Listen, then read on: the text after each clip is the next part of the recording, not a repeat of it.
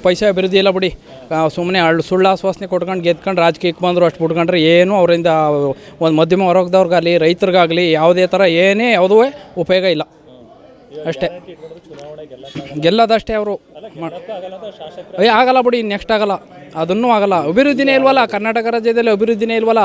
ಅವ್ರು ಬಂತೊಳಿಂದ ₹1 ಯಾರಿಗಾರು ಅಭಿವೃದ್ಧಿ ಅನ್ನೋದು ಏನಾಯ್ತು ಹೇಳಿ? ಎಂಥದ್ದು ಇಲ್ಲ. ನಮ್ಮದು ವರ್ಣಕ್ಷೇತ್ರ ಎಂಥದ್ದು ಏನು ನಡೆದಿಲ್ಲ ಬಿಡಿ. ರೈತರಿಗೆ ಸಿಗ್ಬೇಕಾದ ಸವಲತ್ತುಗಳು ಕೃಷಿ ಇಲಾಖೆಗಳಲ್ಲಿ ಎಲ್ಲನೂ ಸಬ್ಸಿಡಿ ಕಿತ್ತಾಕವ್ರೆ.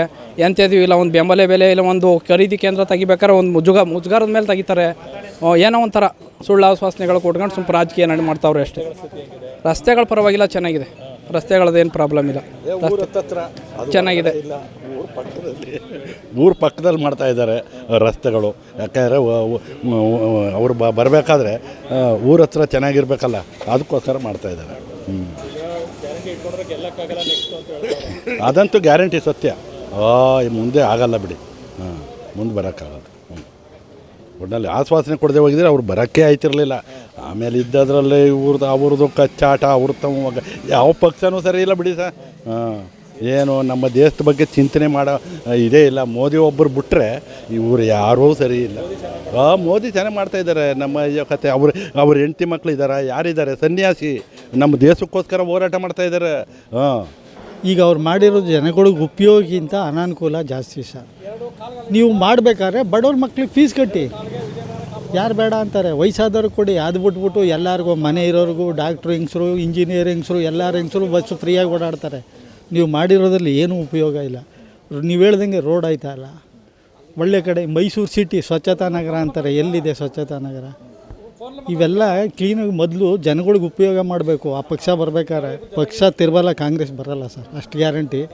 ಏಕೆಂದರೆ ಜನಗಳ ಮನಸ್ಸಲ್ಲಿ ಏನು ಬಂದಿದೆ ಅಂದರೆ ಇವತ್ತು BJP ಸರ್ಕಾರ ಬಂದರೆ ಒಳ್ಳೆಯದು ಅನ್ನೋ ಭಾವನೆ ಇದೆ ಹೊರತು BJP ಸರಿ ಇಲ್ಲ ಅಂತ ಯಾರು. ಸೆಂಟ್ರಲ್ಲಿ ಏನೇನು ಮಾಡಿದ್ದಾರೆ ನೋಡಿ ಸರ್, ಸ್ಟೇಟಲ್ಲೂ ಅಷ್ಟೇ. ಜನ ಇವತ್ತು ಒಳ್ಳೇದು ಮಾಡಬೇಕು.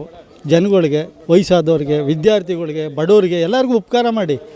ನೀವು ಇಂದಿರಾ ಕಿಟ್ಟು ಅಂತ ಮಾಡ್ತೀರಿ, ಏನು ಇಂದಿರಾ ಕಿಟ್ ಮಾಡಿದ್ದೀರಿ? ಸುಮ್ಮನೆ ಪೇಪರ್ ಅನೌನ್ಸ್ಮೆಂಟು, TV ಅನೌನ್ಸ್ಮೆಂಟು ಮಾಡಿದ್ರೆ ಜನಗಳಿಗೆ ಉಪಯೋಗ ಆಗೋಂಗೆ ಮಾಡಿ. ಯಾರು ಬೇಡ ಅಂತಾರೆ? ಆ ಲೆಕ್ಕಕ್ಕೆ ಹೋದರೆ ನಿಮ್ಮ ಅಭಿಪ್ರಾಯ ತಪ್ಪು. ನೀವು ಮಾಡಿರೋದು 5 ಪೈಸೆಗೆ ಉಪಯೋಗ ಇಲ್ಲ. ಈಗಿನ ಸರ್ಕಾರ ಮಾಡಿರೋದು ಮುಂದೆ ಕಾಂಗ್ರೆಸ್ಸು ಧೂಳಿಪಟ ಆಗೋದಂತೂ ಖಚಿತ ಸರ್. ನಾನು ಕೂಡ ನಿಷ್ಠಾವಂತ ಕಾಂಗ್ರೆಸ್ ಕಾರ್ಯಕರ್ತ. ಬಟ್ ನಮ್ಮ ಪಕ್ಷದಿಂದ ಯೋಚನೆ ಮಾಡೋದಾದರೆ ನಮ್ಮ ಕ್ಷೇತ್ರದಲ್ಲೂ ಕೂಡ ಅಭಿವೃದ್ಧಿ ಆಗಿಲ್ಲ. ಇವತ್ತುವರೆಗೂ ನಮ್ಮದು ಹುಣಸೂರು ತಾಲೂಕು ಸರ್, ಇರೋದೆಲ್ಲ ಮೈಸೂರೇ ನಾವು. ಬಟ್ ಏನಪ್ಪ ಅಂದರೆ ಹುಣಸೂರು ತಾಲೂಕಲ್ಲಿ ಅಭಿವೃದ್ಧಿ ತೀರಾ ಕುಂಠಿತವಾಗಿದೆ ಸರ್. ಯಾವ ಸೇತುವೆ ಇಲ್ಲ, ರೋಡ್ ಇಲ್ಲ.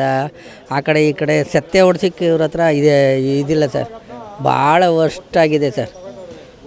ಸರ್ ಅನುದಾನನೇ ಇಲ್ಲ ಅಂತ ನಮ್ಮ ಶಾಸಕರು ಹೇಳ್ತಾರೆ. ಬಟ್ ಇದರ ಏನೂ ಪ್ರಯೋಜನ ಇಲ್ಲ ಸರ್. ಗ್ಯಾರಂಟಿ ಅಂತ ಹೇಳ್ತಾ ಇದ್ದಾರೆ. ಬಟ್ ಗ್ಯಾರಂಟಿ ಕಡೆ ಅಭಿವೃದ್ಧಿ ಕೆಲಸಗಳಂತೂ ಕಾಣ್ತಾ ಇಲ್ಲ, ಅದೊಂದು ಹೇಳ್ಬೋದು.